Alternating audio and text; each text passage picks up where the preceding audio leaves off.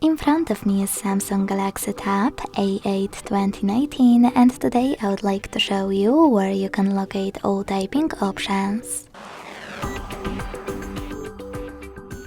Begin by going into Settings and scrolling all the way down to access General Management. Then select Language and Input, On-Screen Keyboard, and Samsung Keyboard.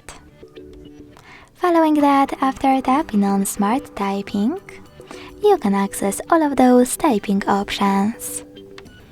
In order to manage them, click on the chosen one and operate it, or just click on the switchers next to the chosen ones over here.